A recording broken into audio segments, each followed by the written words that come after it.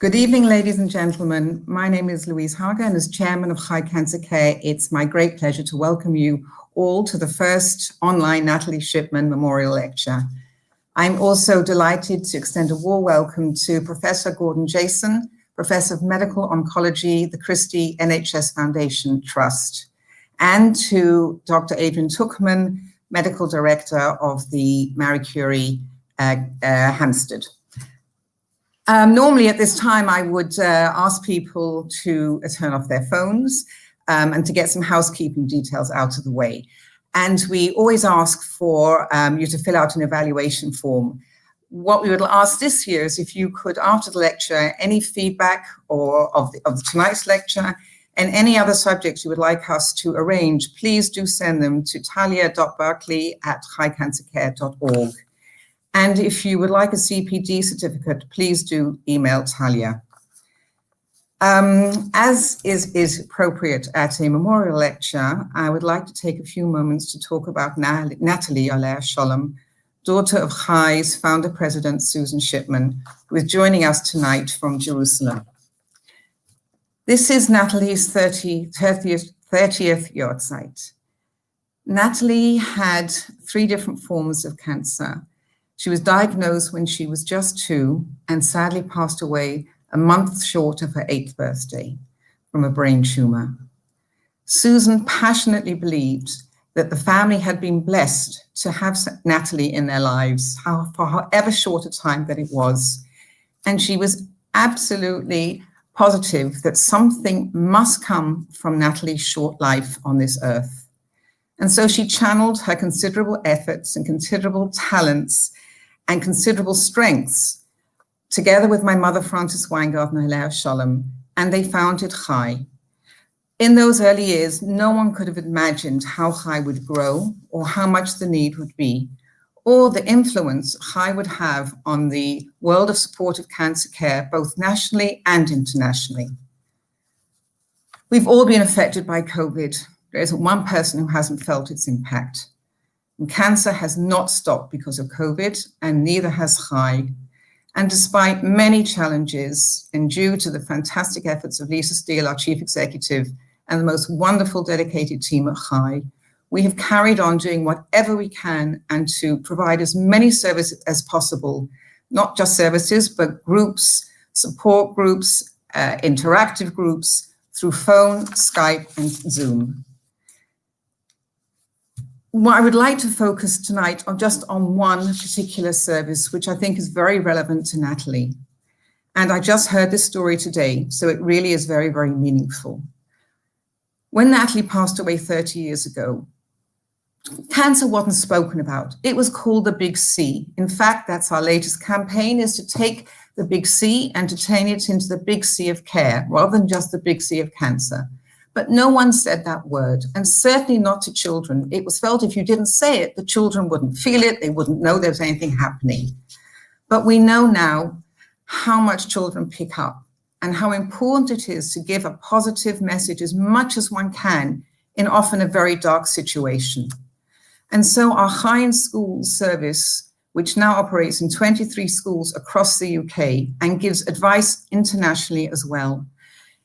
Our therapists and counselors go into schools and provide the children where there's cancer in the family, either themselves or a classmate, or could be a parent or grandparent or someone in the school.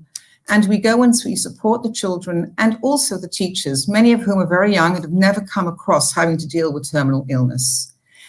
And years ago, why I'm telling you the story, why I'm sharing it, is that I just heard today that there was a young man, who is now a young man, who was in the class, one of Natalie's classmates. And to this day, he remembers, and I'm using the word trauma because that's the word he used, the trauma that the children experienced where they were taken into a room and just told that Natalie had passed away. But then at the time, it wasn't, that was the way it was dealt with. But now with early intervention, when we can get in, when Chai's therapists and counselors can get in early and talk in language that children can understand and get their heads around as much as possible, how much better is that going forward for the children for the rest of their lives? And that's literally one of the services that Chai provides and is providing throughout COVID and is carrying on now. We're able to go into schools, obviously with the right safeguards.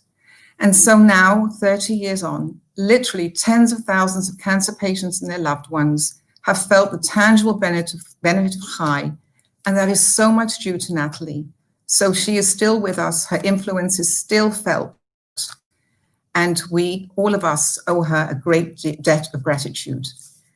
And now it gives me great pleasure to introduce Dr. Adrian Tuchman, who is Medical Director of the Marie Curie Hospice, Hampstead, and is also Chairman of HI's Medical Advisory Panel and a HI trustee. Adrian, over to you. Thank you, Louise. Thank you, Louise. And good evening, everyone, and welcome to something that I'm sure is going to be a very interesting evening. It's my pleasure to introduce Professor Jayson, that's Gordon Jayson, who's a medical oncologist. Welcome, Gordon, and thank you so much for coming to join us. And looking forward to the evening. So I'll go through the technical things first. Gordon is Professor of Medical Oncology, qualified in Oxford, PhD in Molecular Biochemistry and Angiogenesis, which is something that may well come up in the conversation that we're going to have this evening. He then became a senior lecturer at the Christie, which is the oncology unit that's based at the University of Manchester, and he is specializing in gynecological oncology, ovarian cancer, and new drug developments called angiogenic drug developments. He's looking at new treatments for cancer, and obviously ovarian cancer, and he delivers a service to patients who live in the wide area of the Manchester vicinity with a new diagnosis of ovarian cancer. I know we're living in strange times, and that may well come up in the conversation as well.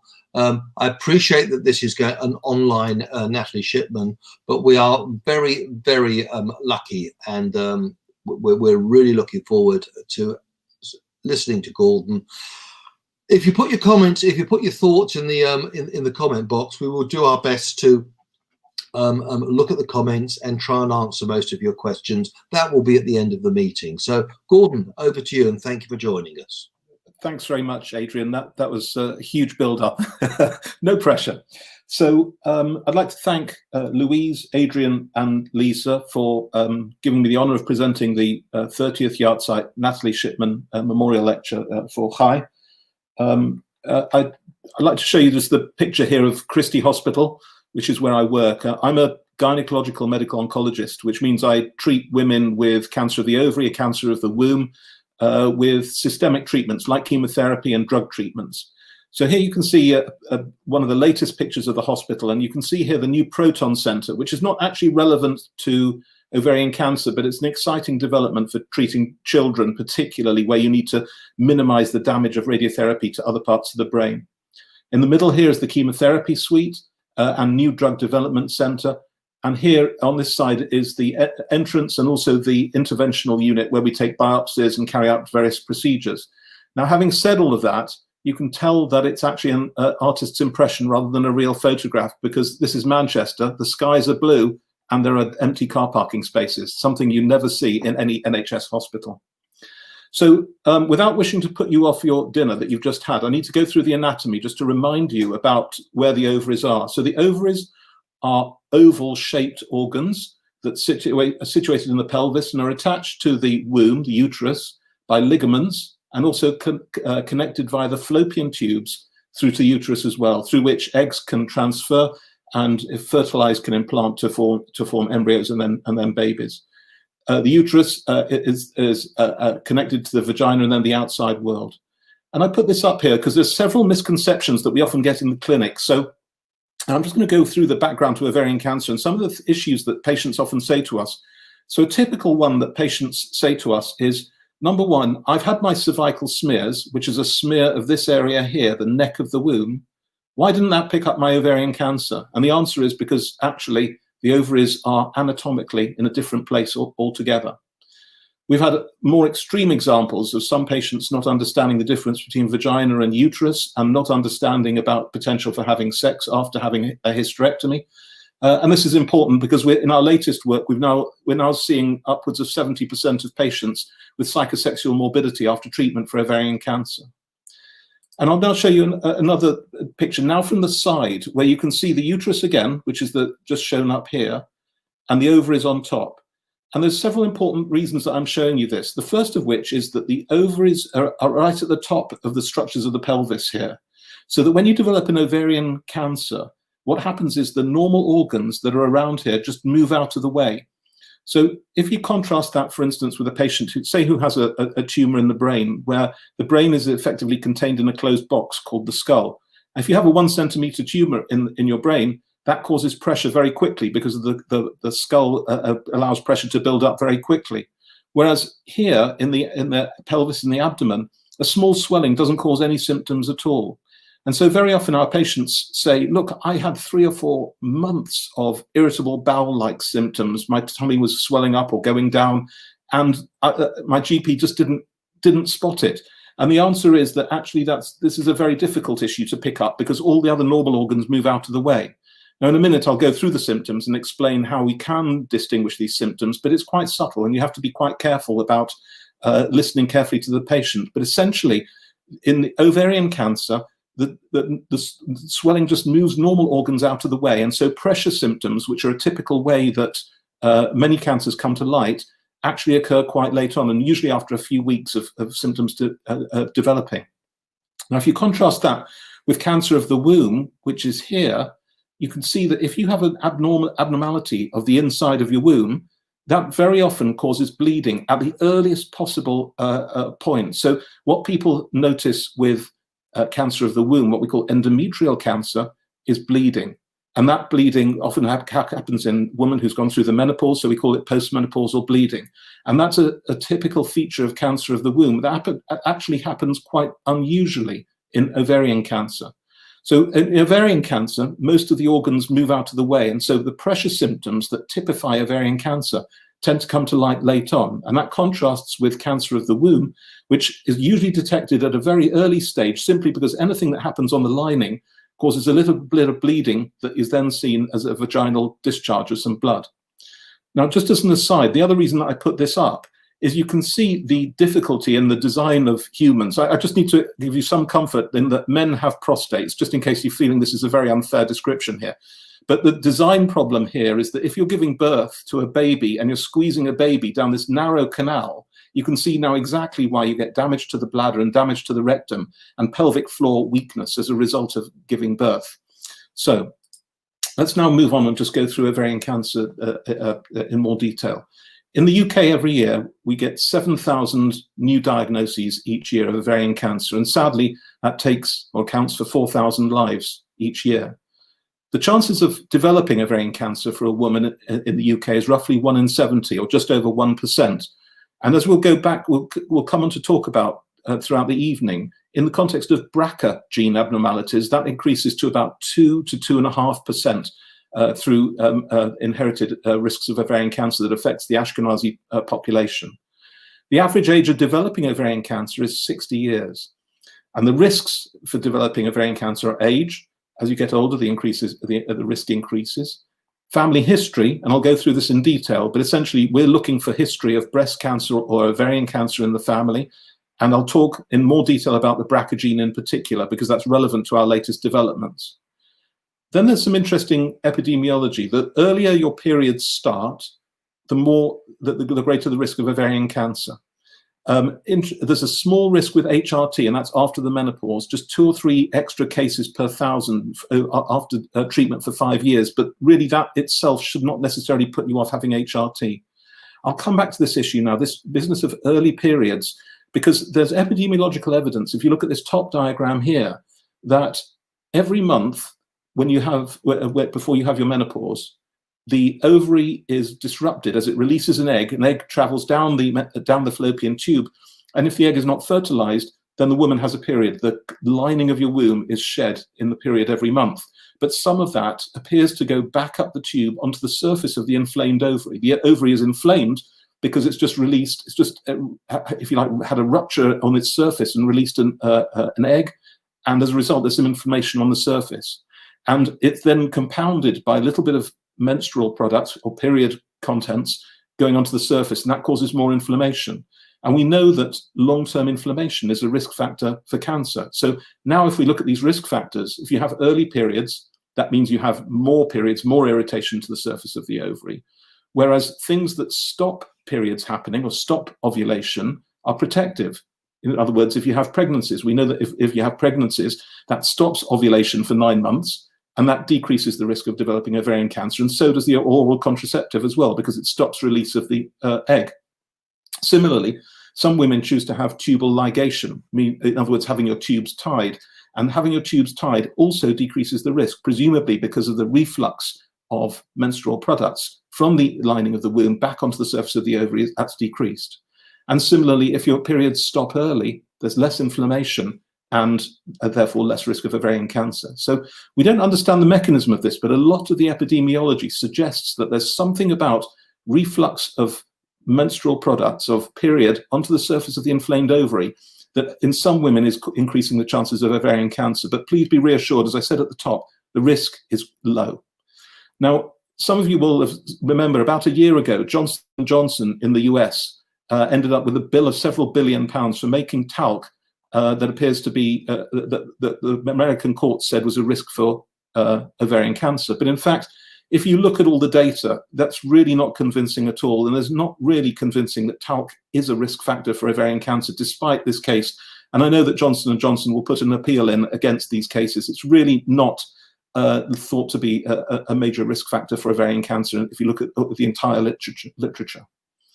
So I said a few minutes ago that the typical presentation of ovarian cancer is a few weeks of abdominal distension and discomfort. And these symptoms resemble irritable bowel syndrome. So how does a GP distinguish all the loads of patients who come through the door with irritable bowel syndrome from the very few cases of ovarian cancer? And there's a couple of ways. First of all, if you're over 50, the onset of irritable bowel syndrome is very unusual. So irritable bowel syndrome usually occurs or starts a few decades earlier. And in somebody who's over 50, the nice guidance is that the CA125 should be measured. A CA125 is a blood test that we measure. The other thing is that in ovarian cancer, in distinction from irritable bowel syndrome, ovarian cancer tends to be worse over periods of time. Irritable bowel syndrome comes and goes. It causes bloating and abdominal discomfort, but it comes and goes, and that's the typical history of irritable bowel syndrome. In ovarian cancer, the symptoms tend to get worse over several months, and that's the typical history of it, not something that just comes and goes all the time. As I said earlier on, vaginal bleeding is quite unusual for ovarian cancer, and that's because the ovaries can cause swelling, as you can see here, but you don't get bleeding unless there's involvement of the lining of the womb, as you see with cancer of the womb or endometrial cancer. So when we see vaginal bleeding, it's more common that it's an actual presentation of cancer of the womb or ovarian cancer. Again, having said that, 90% of bleeding that we see vaginally in postmenopausal women is not due to cancer of the womb. So please don't get too worried about it, but it does need to be checked up. Lastly, for this slide, we have been looking at screening, and the way that we carry out screening for ovarian cancer is to measure a protein in the bloodstream called CA125. It's not specific to ovarian cancer, but if it's very high, that suggests that there might be something wrong with the ovaries. And the other way of screening is to do what's called a transvaginal ultrasound, which means putting a probe into the vagina because that's the best way to look at the ovaries. Now, a 200,000 woman study, this is normal population, was published a few years ago, and that was negative. So in other words, there's no clear advantage in screening the general population by measuring the CA125 and carrying out internal ultrasounds to detect ovarian cancer. So, what is cancer and how does it relate to genes and the Braca gene in particular? So if you imagine, this is a patient who's lying on her back. So if this is her back here, you can see the bottom of her sacrum there. And that's her tummy at the front there. She's lying on her back, and her legs, if you imagine them, are coming out of the screen towards you, and her head is going backwards behind the screen. And these white bits here are her hip joints, and the black circle is a circle that shows that there's tumor that's there. The black area just below that is her rectum, and you can see that there's some gas in her bowel. And at the top, you can see the liquid that's present in her bladder. So this is an image of her pelvis where there's a swelling. Now, yes, this is ovarian cancer, but the problem, the cause of it, lies deep within. So if you take a biopsy of that, I've just reduced this now to a cartoon, and you can see that this cartoon version of a small part of that tumor is made up of cancer cells, blood vessel cells, immune cells, all sorts of other inflammatory components as well, of which obviously the cancer cells are a major component. But that too is not the major problem. The major problem actually is the DNA. Inside each of these cancer cells is a nucleus that contains DNA, and the DNA is like a computer program that tells cells how to behave. So in answer to the question, what is cancer? Cancer is a disease of our genes. It's when our genes are abnormally controlling the cells, and that results in abnormal growth and all the other parameters that we see in cancers. So it's at the DNA level that we need to focus our attention as we start to develop new treatments for cancers. And of course, now that we know that the problem in cancer is caused by abnormal genes, we can now say that actually the behavior of the cancer is ultimately controlled by these abnormalities in the genes. Now, you'll hear me talk about DNA mutations, and a mutation just means an error inside the sequence of DNA that's there. And this is the fundamental problem. And this is why in ovarian cancer, the Braca genes have proven so important. And let me just explain a bit more about this now. So what I'm saying on this slide is cancer is a disease of the genes, and the gene abnormalities, what we call gene mutations, lead to abnormal behavior and the growth of tumors that you see here. So in the clinic, we image using CT scanning, as I'm showing you here, but the fundamental problem is actually at the DNA level. So now let's focus on the DNA.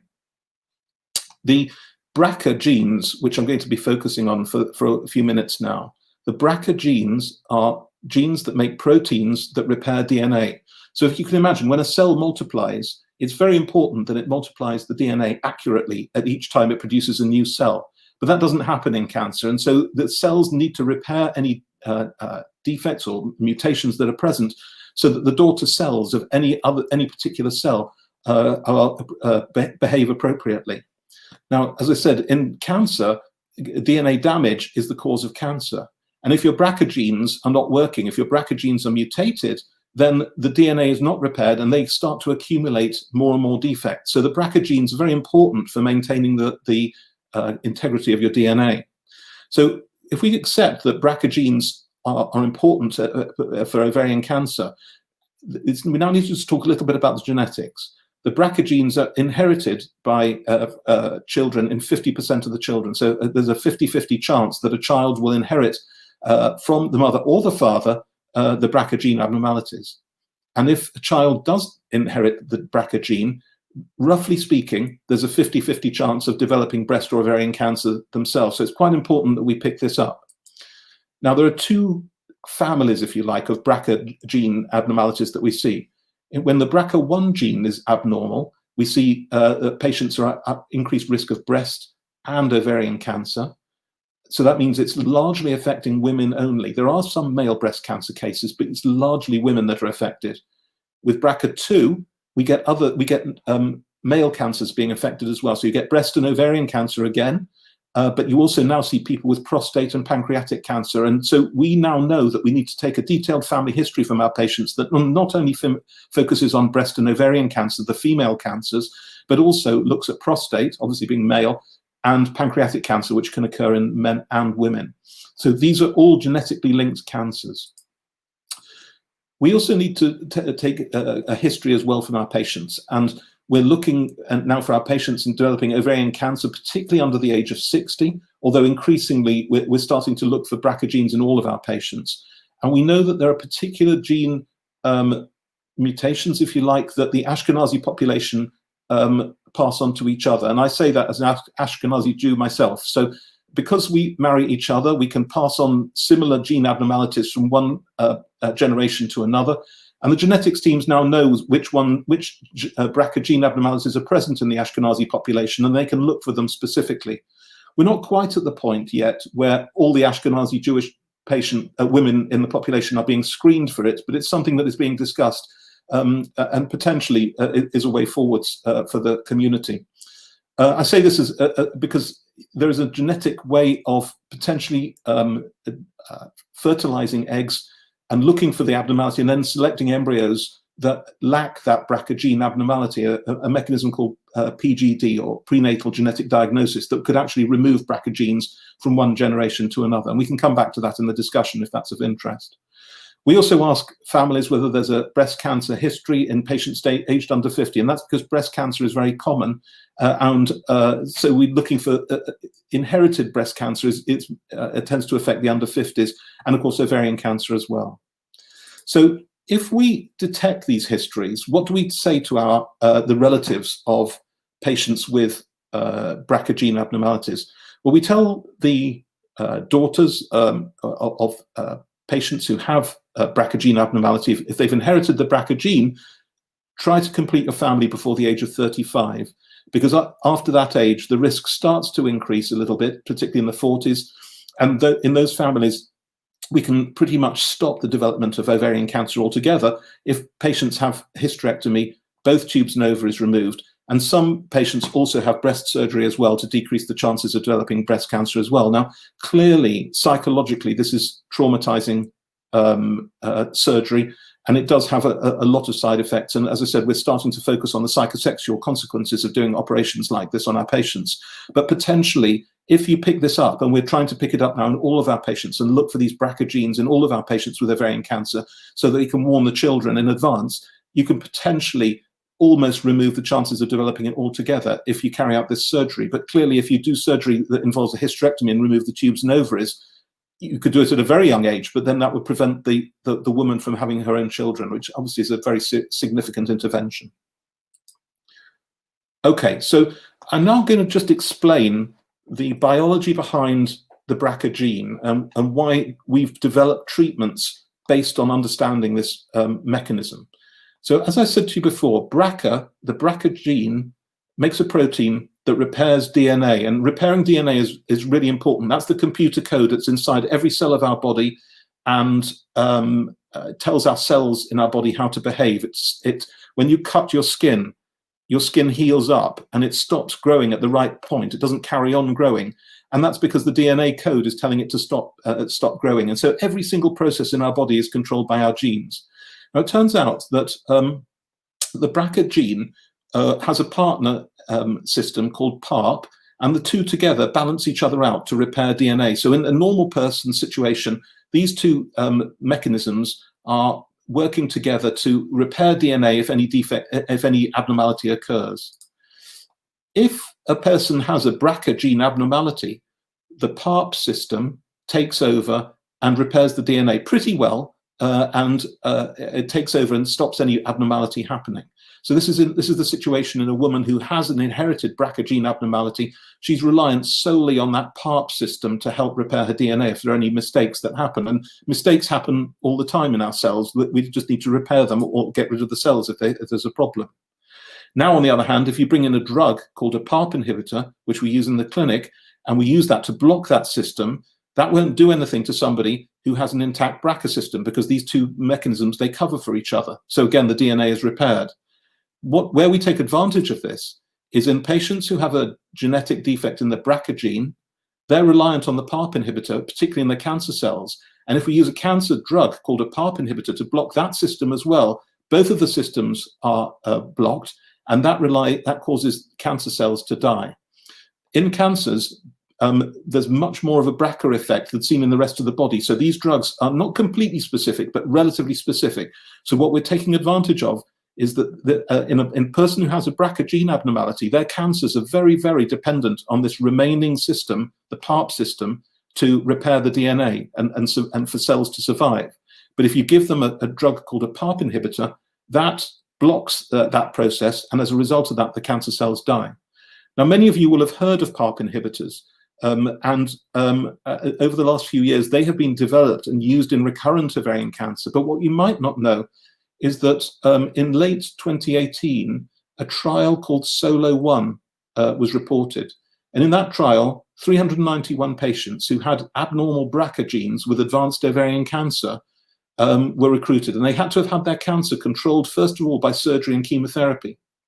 And then 2/3 of them then received a tablet called olaparib, which is an example of one of these drugs, the PARP inhibitor. Remember that the patients all had BRCA gene abnormalities. And 1/3 of them had placebo. A few weeks ago, 2 weeks ago, this trial was updated with 5-year survival. And we're now starting to see really remarkable differences. So what we're seeing now, these are the first line treatments. In other words, this is the first treatment that these patients have had, but they had to have BRCA abnormal ovarian cancer. We haven't yet reached the average survival for this group of patients who are treated with olaparib. It's more than 5 years, and we've now got 5 years of follow-up. Whereas the patients who had placebo, which was the old standard of treatment for this group, had 15 months before the tumor started to misbehave. So in terms of addressing the title of our talk, what we're seeing now is through the early introduction of these molecularly targeted drugs that take advantage of the genetic mistake inside cancers, we're now seeing a significant improvement. And we have to now consider the possibility that by using these drugs in the first line setting for this group of patients, the BRCA mutated group of patients, we're actually potentially curing a group of them, because we're now out at 5 years and still have not reached average survival. Now, 50%, I'm just showing a picture of a patient who's had a swollen tummy when she first came to us. 50% of patients have tumors that are sensitive to PARP inhibitors. In other words, it's like BRCA, but not completely like it. So BRCA is the most extreme example, the most sensitive type of ovarian cancer to these sort of drugs, because the molecular biology works out so clearly. But actually up to half of our patients have tumor that is sensitive to PARP inhibitors. It's less sensitive than the BRCA patients, but there's still some benefit. The question is, well, what can we do about the other half of our patients? What can we give them instead? So much of my research over the last few years has been focusing on the development of blood vessels that are required by cancers. So here on the left, you can see a small tumor. This would be about the size of a pinhead, 1 to 2 millimeters. And when a tumor is of that size, it obtains all the oxygen and nutrients it needs just from blood vessels nearby, where the oxygen and nutrients just diffuse out and get to the tumor and allow the tumor just to start to grow. But eventually, the tumor grows to such a point where it needs more nutrition and oxygen than it can obtain just by mopping up what's around it through the blood vessels that are already there. So it releases a hormone, what we call a growth factor, called VEGF, which stands for Vascular Endothelial Growth Factor. And that VEGF is like a hormone that causes blood vessels to form and results in a tumor like this. So this step is essential if tumors are to grow to a certain size. If tumors need need nutrition and oxygen, they secrete this hormone VEGF to cause new blood vessels to form, providing them with the nutrients and oxygen that they need and allowing them to grow. And in certain tumors, it also allows tumor cells to get into the blood vessels and spread elsewhere as well, a process that we call metastasis. So drugs have been developed specifically to bind to VEGF, and we call it Bevacizumab, but you may have heard of it in the press, called Avastin. And this is an antibody that binds to VEGF and stops it doing this process. Now, you can also see that if you have a tumor that's 1 to 2 millimeters in size, it doesn't need its own blood supply. Whereas any tumor that's bigger than that does need its own blood supply. And so what we've found over the years is that there's no point in giving absolutely everybody these drugs, because if you've only got a tiny little microscopic tumor, it won't, first of all, it won't harm you, but it doesn't need its own blood supply. It's only when the tumor becomes bigger that you need drugs that are going to start to impact on the blood vessel and shrink down the tumors. So how do we use VEGF inhibitors, these drugs, the Bevacizumab or the Avastin that I showed you previously? The standard way that we use it in the UK at present is that you have a diagnosis, which is usually made by a surgeon of ovarian cancer, and they will either take a biopsy or they'll conduct surgery first of all. And at the surgery, they do a hysterectomy and they take tubes and ovaries and they remove as much tumor as possible. And then people like me give chemotherapy. And at some point, once things are sufficiently under control, we then introduce this anti-blood vessel drug, VEGF inhibitors, or for instance, Avastin. But in the UK, we stop after 12 months. In the United States, they stop after 15 months. And the reason for that is that's how the original clinical trials were carried out. But clearly, that is biologically irrelevant. If you have a tumor like this, and you shrink it down by giving an anti-blood vessel drug and shrink it down to a microscopic size, and then you take the brakes off by stopping that drug after 12 months, then it doesn't make sense. It's just going to regrow. And that, in fact, that's some of the problems that we see. But this is the license throughout the world. So we need to change the way that we're using these drugs. So at present, we're using these drugs by giving them after surgery and chemotherapy, and then coming in with these anti-blood vessel drugs. But globally at the moment, we all stop after 12 or 15 months. But biologically, it's just not logical. And we need to start to develop tests to tell who is benefiting. So over the last 20 years, we've been working on trying to work out who benefits from these anti-blood vessel drugs, because once we can work out who benefits from these drugs, which are expensive and potentially they have side effects, we can then start to tune the drugs to the patient who's most benefiting. So we've been looking for simple tests that we could use to measure in the bloodstream when a patient is benefiting. And here you can see one of our main results, which is looking at a protein in the blood called Ty2. And in patients who were treated with chemotherapy, we saw no difference, no impact on Ty2 in patients who are treated with chemotherapy. But patients who are treated with chemotherapy and the anti-blood vessel drug Bevacizumab have a significant reduction, and that reduction in Ty2 stays down while the patient is benefiting from the drug. And then as the tumor starts to escape, the levels of this protein in the blood start to increase further. We can tell if a patient is benefiting, because if this shrinks down enough, then we know that that correlates with a response in the patient's tumor. And we did this by using some advanced imaging. So if you remember, I showed you a scan before, which was a CT scan. This is a magnetic resonance scan. So some of you will have had scans like this. It's going into a tube, and it looks at tumors in a slightly different way. But here we were looking at patients who had tumors in the liver. So this is the patient's back again. The feet are coming out towards you. Head is going back into the screen. And this is the patient's kidneys here, and that's the patient's tummy. And in the liver, there was a tumor, and we used some false coloring to produce this image here. And after the blood vessel drug was given, the amount of blood vessels in the tumor was shrunk down, as you can see by the amount of redness that decreased there.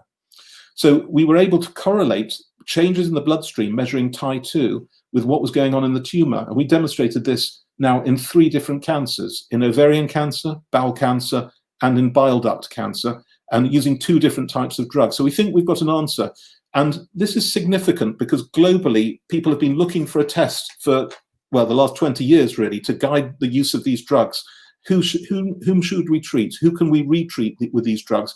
And now we have a test. And Cancer Research UK has now supported us to take this now towards the NHS. So this is a program that we've really developed entirely in Manchester and now taking through to the rest of the country to develop a simple blood test that tells us when anti-blood vessel drugs are working, so that, say, a woman gets to 12 or 15 months of treatment, instead of stopping, if her tumor is still under control, according to the Ty2 test, we won't stop, we'll keep going. Whereas if the drug stops working early, we can then stop the drug and save her the side effects of the drug, of the anti-blood vessel drug. So we're now moving away from just saying, well, let's stop everybody after 12 or 15 months. So we're moving much more towards a personalized therapy. So what's happening now is a change in the way that we're using these drugs altogether. How should we use VEGF inhibitors?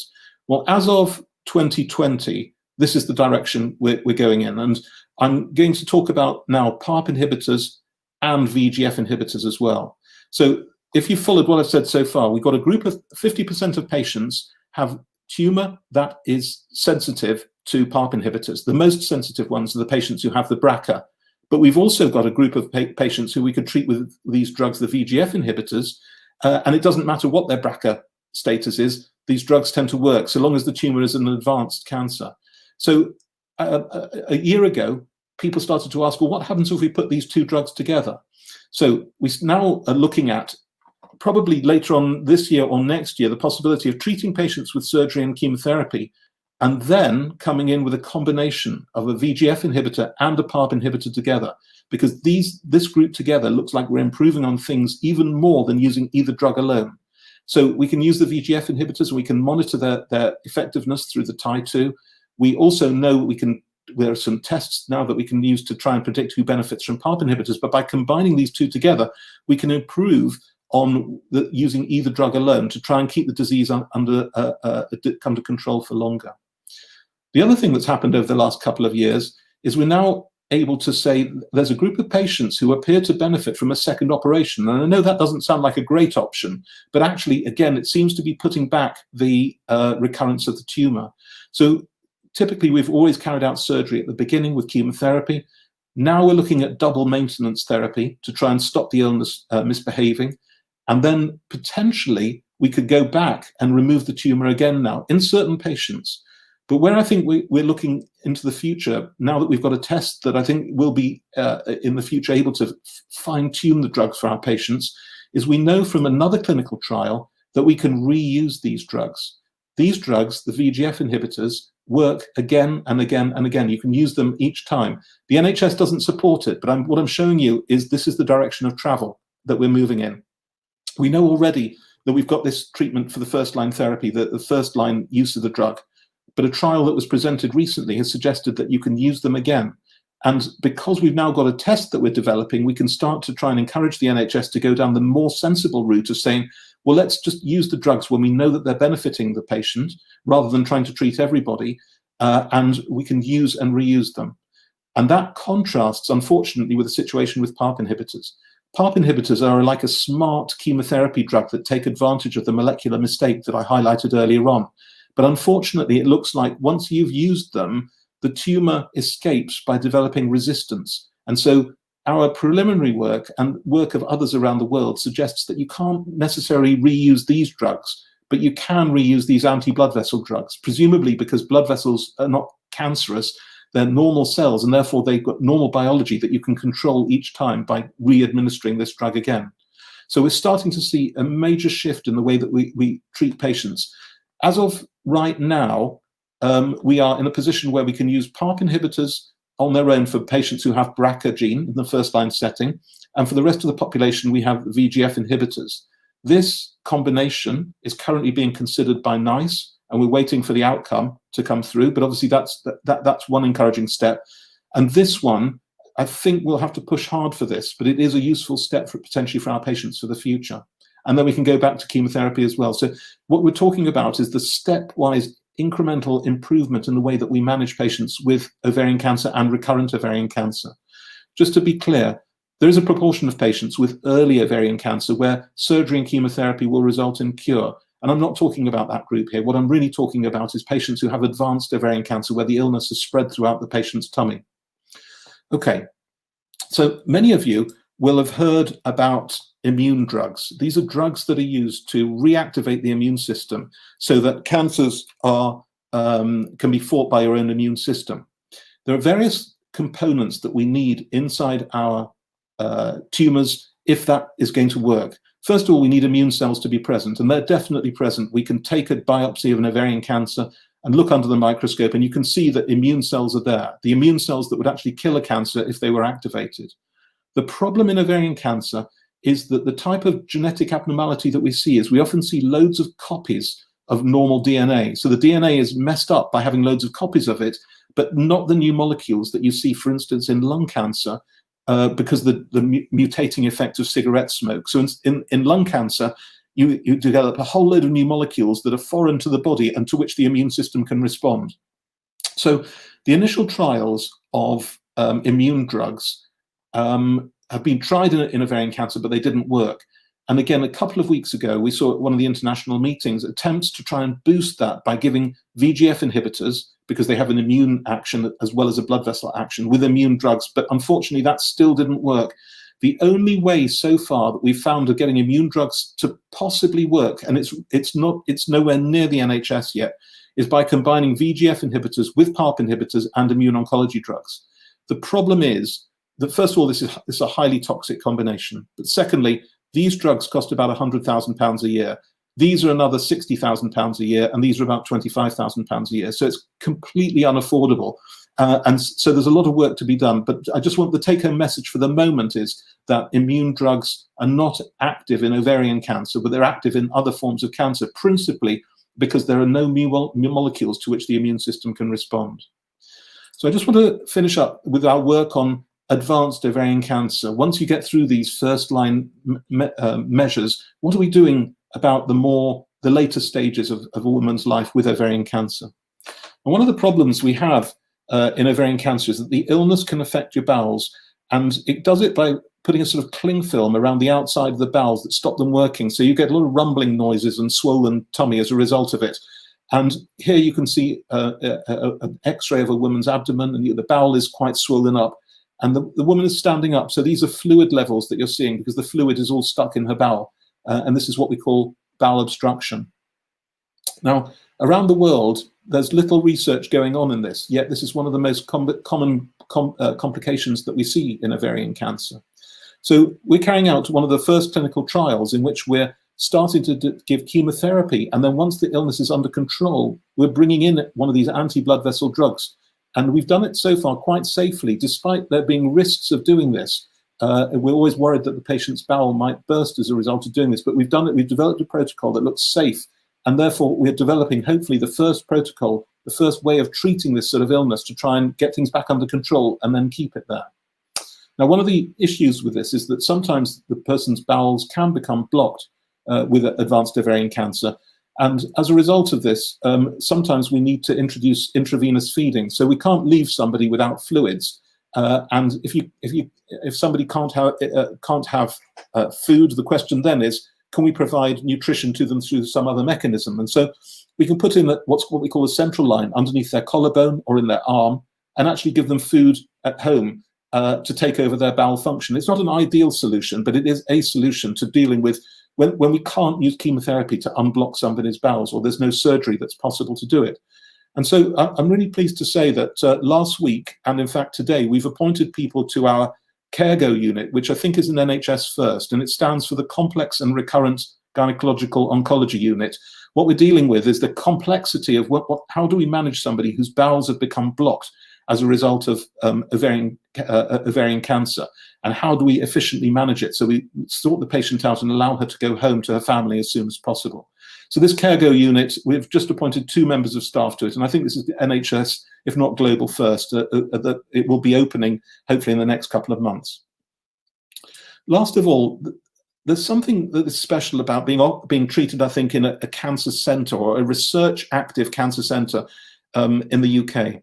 So a few years ago, we looked at the outcomes for our patients who were treated at the Christie and at UCL in London and at Leeds. And we compared our results with those of the rest of the country, what we call the UK average. And what we're seeing, if you're treated in a major cancer centre, is that we are achieving the equivalent outcomes to international level survival. So it's a simple message. I think if you or a member of your family develop a cancer, it looks like if you get treated in the major UK cancer centre, the outcomes are equivalent to international outcomes. The problem is that cancers are managed all throughout the country, but at variable standards. But it looks like major cancer centres are the place where you or your relative should be treated. So just to finish up, what we're doing, in the same way that it happened with bowel cancer a few years ago, is ovarian cancer is really starting to become what we call a chronic disease. You're living with it. And by understanding the biology underneath it, whether it's BRCA or other sorts of tumour, where we're starting to develop treatments for the other sorts of tumours as well, by understanding this biology, we can tune our new drugs to try and make the illness a much longer term illness. We're bringing in PARP inhibitors into the early lines of treatment now, and we'll see this over the next year increasingly. But thanks, I hope, to the development of a test that tells us when to use these drugs, we can now say to a woman when you should have these anti-blood vessel drugs and when we can reuse them as well. It's very important that our population, Ashkenazi Jewish population, is aware of BRCA. This isn't common, but we know that it exists in the Ashkenazi Jewish population. And if you have a relative who has breast or ovarian cancer who's Ashkenazi, the way to go through this is for the patient to be referred to the regional genetics team. There's no general screening of our population at this point. And lastly, as we've seen, there does appear to be an advantage in being treated in a major research active cancer centre. Thanks very much for listening.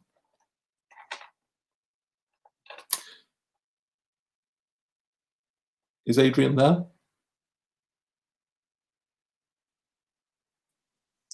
Yeah, I'm here.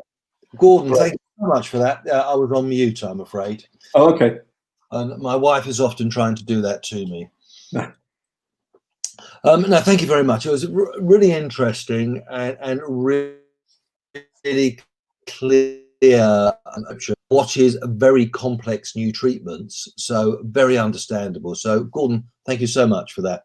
Thank you so much for that. Pleasure. And if anyone watching wants to add anything, please add it in the chats, the comment box if they can. And there are a few questions here. So I'll ask you a few. So firstly, if you've got breast cancer, but there is no BRCA mutation, is there still a higher risk of ovarian cancer with that? Yeah, there is a slight increased risk because the BRCA genes are the most well known, but we now know there are other there are other genes as well that are less common that can increase the risk as well. So I think if there is an Ashkenazi Jewish family and they have breast cancer maybe under 50 and there are other members of the family, then the way through this is for the patient to be referred to the local genetics team. They can ask the question, could there be other genes that are affected? And I think this is the way that we've changed our management is that we've been measuring BRCA because it's now become so important for us. We've measured it from our clinic, whereas in the past we used to refer to the genetics team. Now, there's a group of patients who have normal BRCA genes, but they may have other genes as well. And I think that it's important that if you're worried, that you can ask your oncologist to refer you to the genetics team if you think that there's a family history that should be followed up. The Ashkenazi Jewish link is actually predominantly with BRCA, though. So there are three. I don't want to sound racist or anything like that, but we know that there are three inherited Ashkenazi Jewish associated genes that are in our population. So if you have a family history, but your BRCA genes are normal, it may still be worth being referred through to the geneticist. That's really helpful. And there is a comment here about another genetic, the Lynch syndrome carrier, which right. Yeah. So Lynch syndrome is a syndrome. So as I said, cancer is a disease of genes, and Lynch syndrome is I apologize for using the word again, mutation. It's a mutation in a different form of DNA repair, the mismatch repair. So not surprisingly, nature has not left DNA repair to two enzyme systems, the PARP and the BRCA. There's another class of repair machinery called mismatch repair. The mismatch repair system, which is all about having the two arms of the ladder, if you like, not matching up together, mismatch repair system, when that's abnormal, leads to a syndrome called Lynch syndrome. And Lynch syndrome predisposes to many different cancers, of which some common ones are endometrial and bowel cancer. So you're looking for different family. Bottom line is, if there's a family history of cancer in your family, and the patient should discuss with their oncologist, should I be investigated? Now, the way that you look for Lynch syndrome is to look at the tumor, and you can look for abnormal expression of the mismatch repair enzymes, molecules. And there's another way of looking at it as well called microsatellite instability. But again, the easy way of saying it is, can you look at my tumor? Could I have Lynch syndrome? It can predispose towards ovarian cancer. And interestingly, in mismatch repair defects, that can lead to new molecules being formed. So in Lynch syndrome, those tumors are more sensitive to immunotherapy, whereas in ovarian cancer, including the BRCA genes, there isn't so much new molecules. But in Lynch syndrome, you do see new molecules, and therefore those tumors, typically womb cancer, they can be sensitive to immunotherapy. So it's a different illness, though. Lynch syndrome can cause ovarian cancer, but it's not particularly common. Yeah, no, thank you for that. Thank you for that. Several questions here about side effects of treatment. So of the, excuse me, side effects of the new therapy. Yeah. So the common side effects of, okay, let's start with chemotherapy. Say the standard drugs that we use are carboplatin and paclitaxel, also known as Taxol. If you look on the Christie website, which is the hospital where I work, all these combinations should have information sheets that you can download.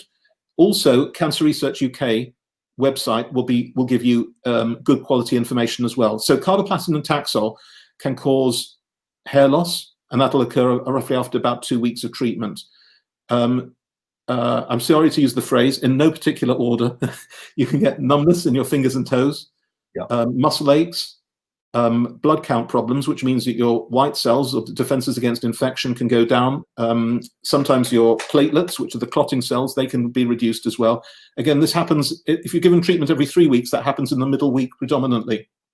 And incidentally, what we've learned since the first wave of COVID is that the problems of COVID are related to having cancer at all, not to chemotherapy. So although in March and April, sadly, we did stop treating some of our patients because we didn't know better, we now know that, that chemotherapy is probably okay to have, despite there being COVID in our society.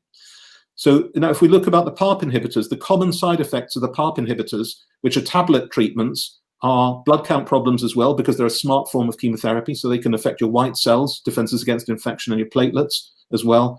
Commonly, they can cause anemia. That's quite a common side effect. They can also cause tiredness and a bit of diarrhea as well. There are some rare side effects of PARP inhibitors, which include, this is like 1% frequency.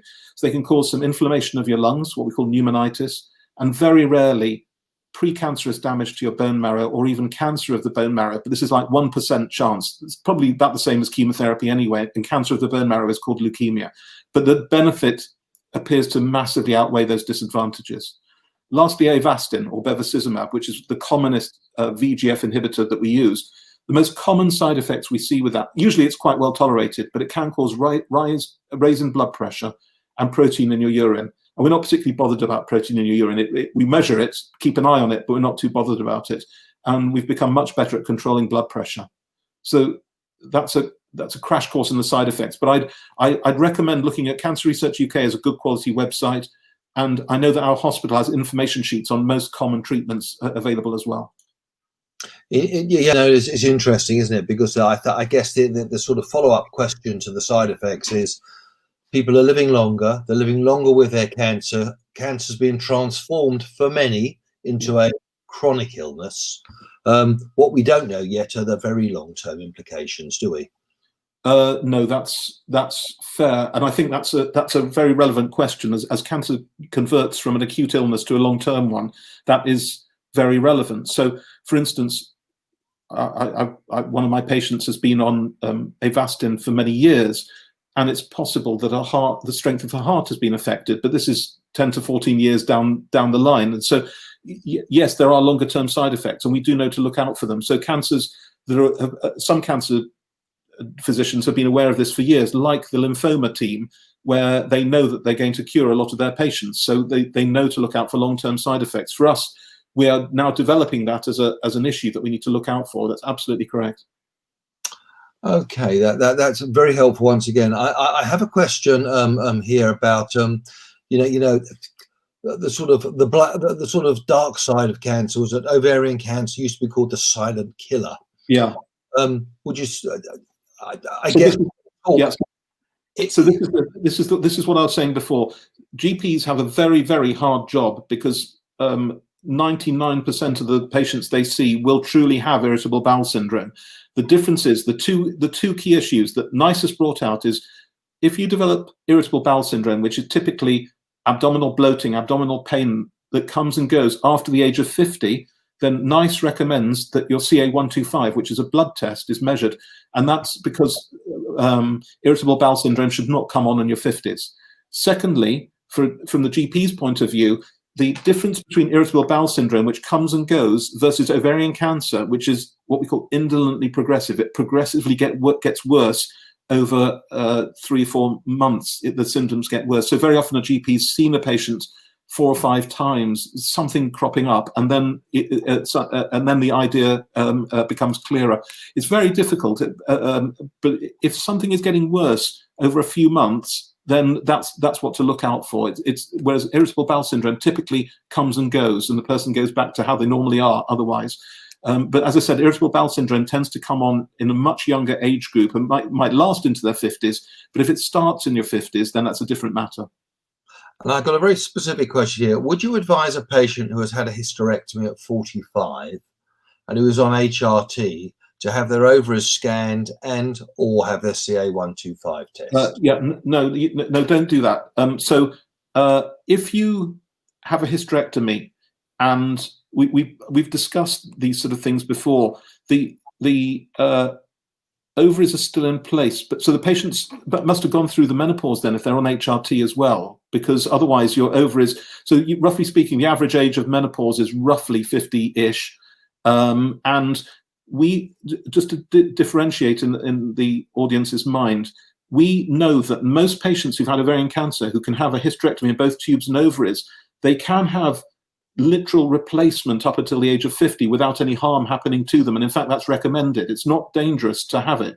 HRT that we're talking about causing a couple of extra cases per 1,000 is for patients who've gone through the menopause, have had HRT for over 5 years, and then that's associated with 2 or 3 extra cases per 1,000. It's very rare. And I think overall, the benefits of HRT probably outweigh the disadvantages. It's rare. So in answer to this specific question, the person, if they've had a hysterectomy but is on HRT, must be on HRT because their ovaries presumably have gone through the menopause. Otherwise, you wouldn't be on HRT and the ovaries would still be producing their own estrogen. I don't think I would recommend anything like that. And just about screening, just to explain a little bit more about screening. Over the years, people have tried measuring CA125, which is this blood test, and tried doing transvaginal ultrasounds to try and pick up ovarian cancer. And the reason that the screening programs have not been supported is because you start to pick up fibroids or endometriosis that are actually benign conditions. I mean, they might not feel benign to the person who's got them, but they're not cancer. And then the patient ends up going through a whole load of investigations, and the person may end up having an operation that they never needed. And then they may have a complication of the operation that they didn't need. And in the worst case scenario, the very old series, 20 years ago, some patients sadly didn't survive that operation and they had nothing wrong with them. So you have to be very careful. Once you start on this road of investigation, you may end up having a whole load of medical procedures that you didn't need and which are not supported by evidence. You get a CA125, it detects a lump, but actually the lump was a fibroid that was never going to cause you a problem. It's not a cancer anyway. But then they have more investigations and more problems. So you have to be very careful about starting to move down this route of investigation, thinking it's a great idea, but actually you end up putting the person through a whole load of investigations that could cause them harm with no proven benefit. It's a very long-winded way of saying I would not start screening the 45-year-old lady who asked that question. Yeah, no, that's very helpful. Gordon, it's 9 o'clock, so the Natalie Shipman, we've done our hour, as they say. It has been, as I said, absolutely fascinating. Thank you so much for giving up your time. Thanks very much for having me. And yeah, it's interesting, isn't it? Because as we look into the future, there's a lot of sort of positive things to say. There's also so much uncertainty out there because we're not quite sure where this story is going to go to.